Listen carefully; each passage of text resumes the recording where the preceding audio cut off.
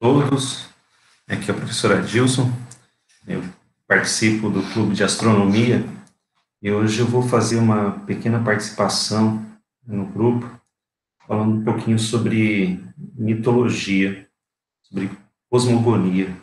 Tá? Antes, da ciência, muito antes da ciência, muito antes da filosofia, o homem, de modo geral, sempre se preocupou em entender o seu lugar no mundo, sempre se preocupou em compreender o universo. Daí a origem, que a gente chama de cosmogonia. Então, é até interessante o termo cosmogonia, pensá-lo em relação com o termo cosmologia, que é cosmos. A palavra cosmos significa ordem, organização, significa um universo organizado. Cosmogonia, então, cosmos, é um universo organizado, gonia significa criação, aquilo que emerge, geração, né? Também a gente pode entender como parir. Então, na cosmogonia, existe um discurso, uma narrativa que fala sobre a organização do universo, sobre a ordem do universo, mas existe uma perspectiva da criação.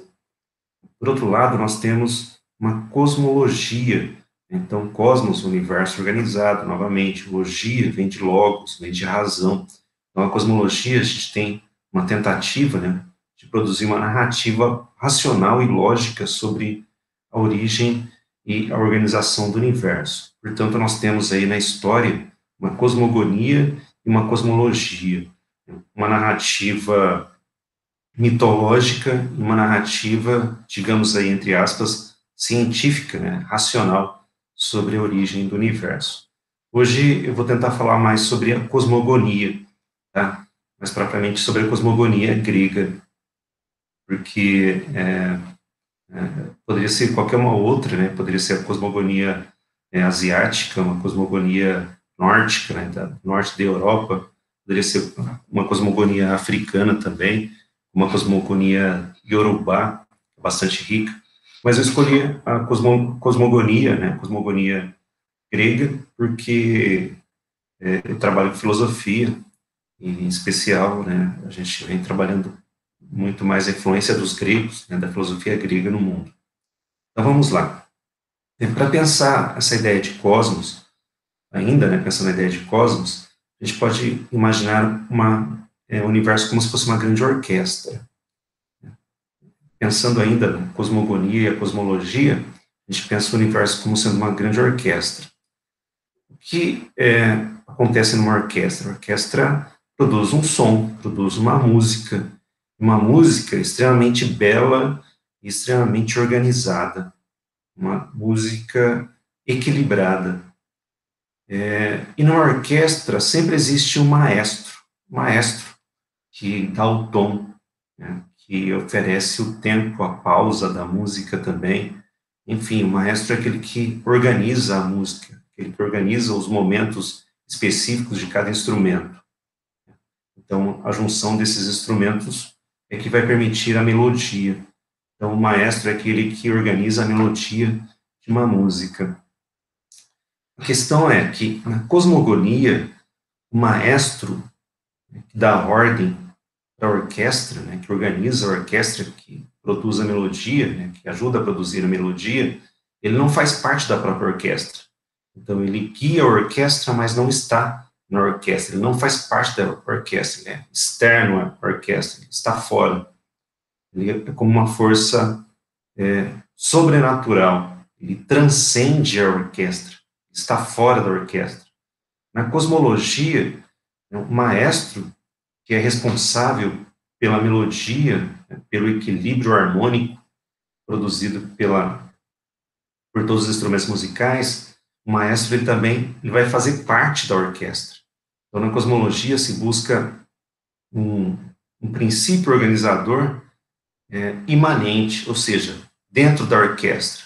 Portanto, a gente já tem duas visões interessantes que a gente poderia explorar. Claro que eu não vou explorar aqui, mas nós temos, então, um princípio transcendente, quando a gente explica o universo, um princípio transcendente, que é uma força sobrenatural, uma potência sobrenatural, como sendo responsável pela ordem do universo, pela melodia do universo, né? Ou nós temos também um princípio imanente, uma potência interna ao próprio universo, sendo responsável pela, né, pela melodia, né, pelo equilíbrio, pela harmonia, né, dos efeitos produzidos por essa orquestra. Nós temos, portanto, aí, só de novo, né, foi só algumas imagens para poder criar a separação entre cosmogonia e cosmologia.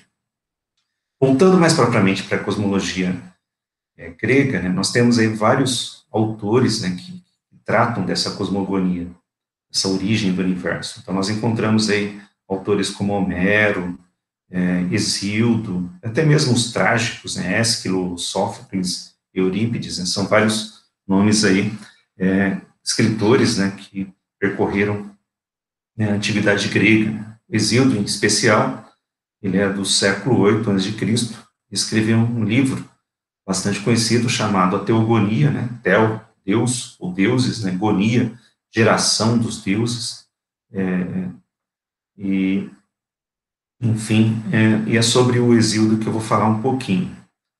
O livro Teogonia, ele trata, né, especificamente sobre o aparecimento dos deuses. O aparecimento porque os deuses não nascem simplesmente, né, os deuses sempre existiram, eles são eternos, eles não nascem, eles aparecem, né, e no livro A Teogonia, o primeiro deus a aparecer, segundo Hesíodo, é o caos.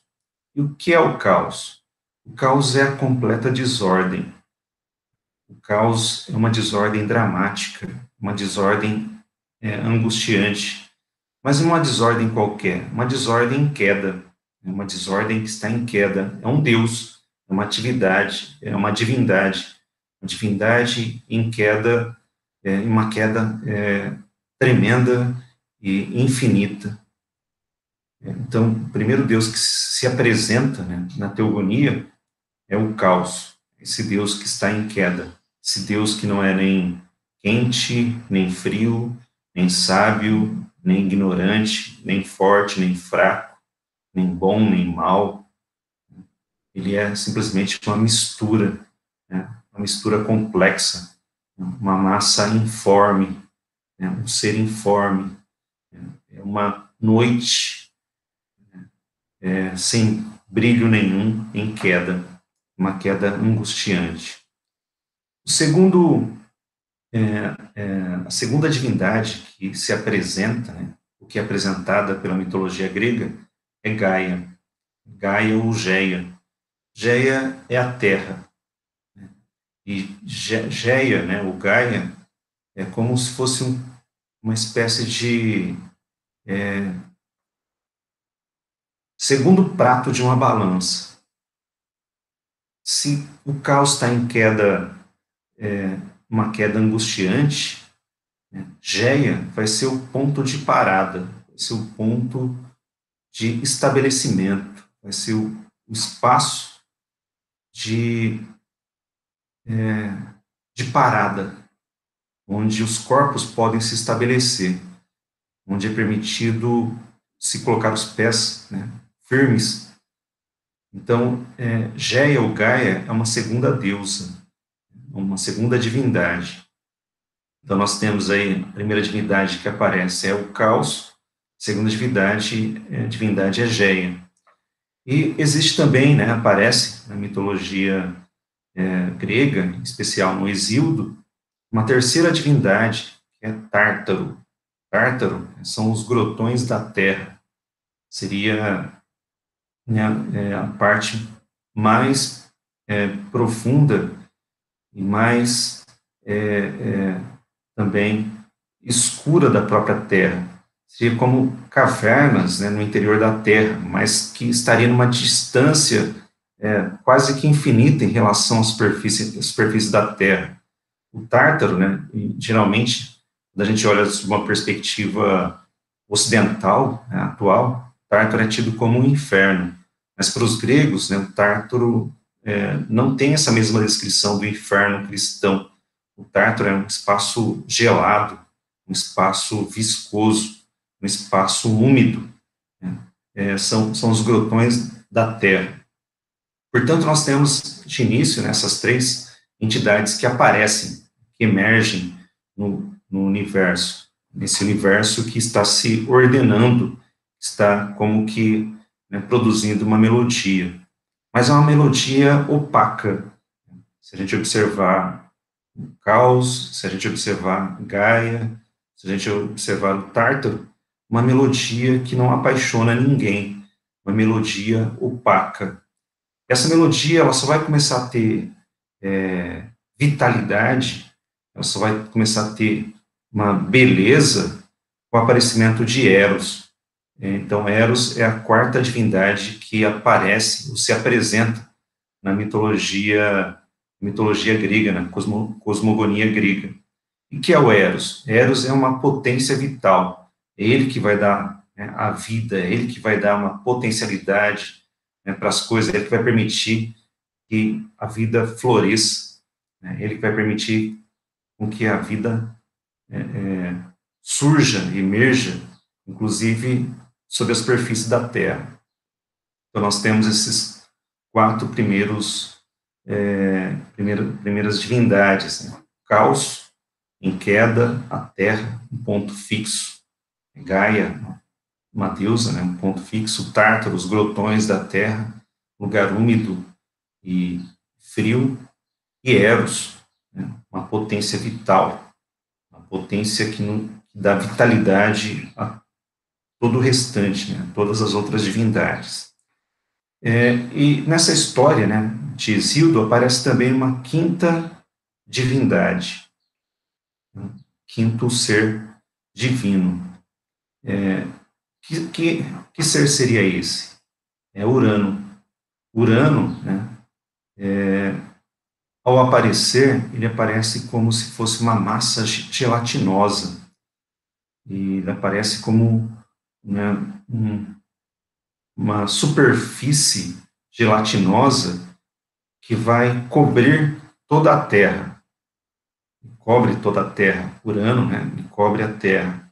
Mas cobre não no sentido só de, né, estar em cima da Terra, se espalhar sobre a Terra, mas cobre também no sentido que hoje a gente poderia chamar no sentido, né, quase que veterinário, né?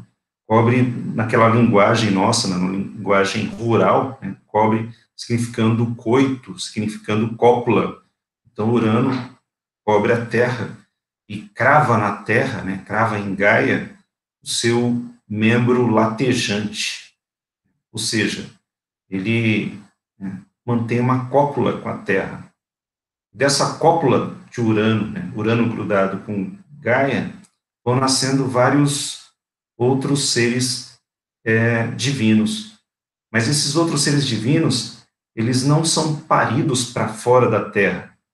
Como Urano cobre toda a Terra, eles são paridos internamente à Terra. Eles são postos dentro da própria Terra. Eles crescem, se multiplicam dentro da própria Terra.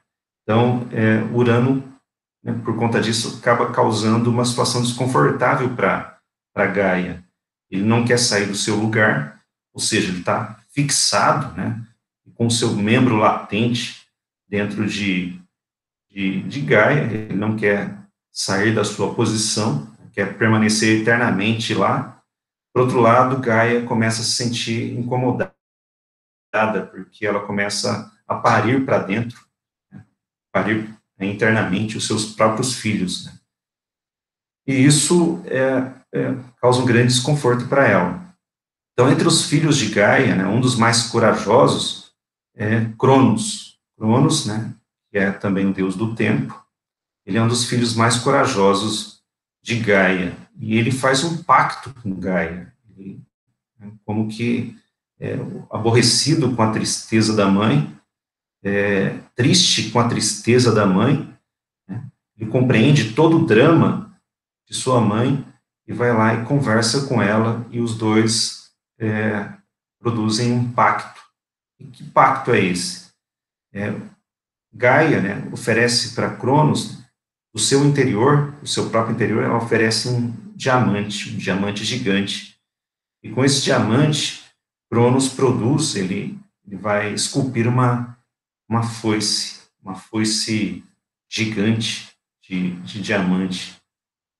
E com essa foice, né, ele localiza, né, o membro do seu pai, né, membro das genitálias do seu pai, e com essa foice ele vai lá e corta as genitálias de Urano e arranca essas genitálias que estavam cravadas em Gaia. E com isso, Urano se espanta de dor, né, de tremor, de horror e abandona a Terra. E aí o Urano, ao abandonar a Terra, ele vai para um espaço muito longe da Terra, de dor, de terror, e lá ele forma o céu. Então o céu, segundo a mitologia grega, é Urano. É Urano, né, que se afastou da Terra por causa de Cronos, por causa, né, dessa ação, né, de Cronos de arrancar a sua genitália. Segundo a mitologia, segundo Hesíodo, o sangue que jorrou de Urano seria responsável pelo surgimento de várias musas, né, de várias deusas, ninfas, e também de alguns gigantes. Por outro lado, né, Cronos, ele pega os testículos do Urano e joga ao mar. E ao jogar ao mar, né, esses testículos produzirão, né, desses testículos vão surgir uma deusa, que é Afrodite. Afrodite, né, na mitologia grega, ela nasce no mar e nasce também de um dos testículos de Urano. E o mar, segundo a mitologia grega, seria salgado também por causa desses testículos do Urano que foram jogados lá no oceano. Então, nós temos aí, então, a gente chama de cosmogonia. O que é uma cosmogonia? Uma cosmogonia é uma explicação do universo, da ordem do universo, seguindo uma narrativa divina, seguindo uma narrativa onde o ponto central é uma força externa ao próprio mundo, né, e, ao mesmo tempo que a externa é potente a tal ponto, né, que ela é responsável por causar o próprio equilíbrio no mundo. Então, nós temos aí, então, uma narrativa cosmológica. Portanto, né, para um grego lá da antiguidade, mais ou menos lá pelo século VIII, século, né, 7 antes de Cristo, se ele perguntasse para o seu pai, né, como que surgiu o universo? Por que que o mar é salgado? Como que surgiu o amor? Então, o seu pai narraria, né, toda essa história que tem função explicativa. Então, o mito, ele tem uma função também educativa, ele educa, ele explica, né, aquilo que hoje nós fazemos por meio da ciência, né, das ciências. Antigamente, né, essa educação era feita por meio dessas narrativas, tanto é que a própria palavra mito significa narrativa. Essas narrativas, embora bastante fictícias, bastante imaginárias, elas são curiosas. Por que elas são curiosas? Primeiro, porque existe uma espécie de isomorfismo, existe uma estrutura similar. Se vocês olharem, por exemplo, para as mitologias asiáticas, essa ideia de que no princípio de tudo era o caos está presente. Se vocês olharem para a mitologia chinesa, né, a ideia de um ovo, né, de um ovo gigante que condensava o informe, né, o disforme, o caos, né, que segurava o caos, está presente. A palavra caos está presente na mitologia chinesa. Se vocês forem olhar para a mitologia nórdica, né, seria a mitologia viking, as mitologias vikings, o caos também está presente. Se vocês forem olhar para a mitologia judaico-cristã, vocês lerem a Bíblia, lá está no primeiro livro do Gênesis, né, a frase, né, no princípio o universo era vazio e sem forma. Se vocês forem olhar para as mitologias africanas, como a Yorubá, ela tem a ideia de que a Terra era um pântano onde não existia condições de fixar os pés, né? A Terra era um lugar caótico. Então, essa ideia do caos, né, que a partir do caos que se gera uma ordem, né? Então essa estrutura está presente em todos os mitos. E mais curioso ainda, está presente também até mesmo essa ideia, né? Está presente também na própria ciência, só pensar na teoria do Big Bang, né? Que seria uma grande explosão, então, um grande caos, é o princípio formador do universo. Então, o mito, né, de modo geral, ele é uma narrativa muito mais antiga do que a ciência.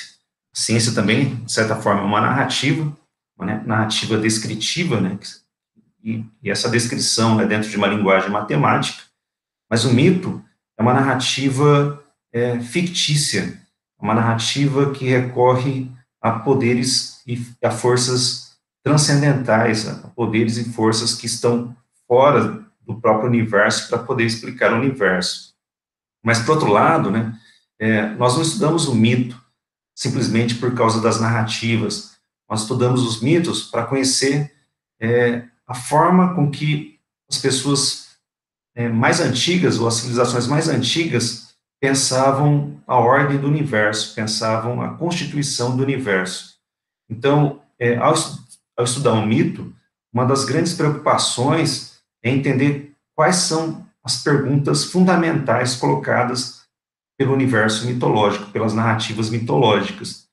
E ao observar essas perguntas fundamentais, essas perguntas essenciais, nós percebemos que são as mesmas perguntas que as ciências fazem hoje. Que tipo de pergunta? Qual a origem de tudo? Como o universo é constituído? Então, essas questões, como que surgiu o ser humano? Como é que surgiu a Terra? Como é que surgiu o céu? Por que existe esse espaço entre o céu e a Terra? O que é o homem? Como o homem foi constituído? Como o homem foi criado? O que é a morte? O que significa morrer? Então, por que o ser humano fica doente? Então, essas perguntas, né? Por que o mar é salgado? Por que as pessoas se apaixonam? Então, essas perguntas, né, algumas bastante elementares, são essas perguntas que, de modo geral, são o grande foco da mitologia. Então, por isso é importante, é interessante estudar, né, estudar esses mitos. Então, minha contribuição para vocês, para o Clube de Astronomia, é tentar colocar a ideia de que estudar os astros, hoje esse estudo é feito pela ciência, mas muito antes da ciência, os astros e a constituição do universo, a ordem do universo, já era motivo de especulação, já era motivo de inquietação. O ser humano sempre esteve inquieto diante de tudo aquilo que lhe é apresentado. Então é isso, moçada. Valeu, obrigado. Né? Até uma próxima.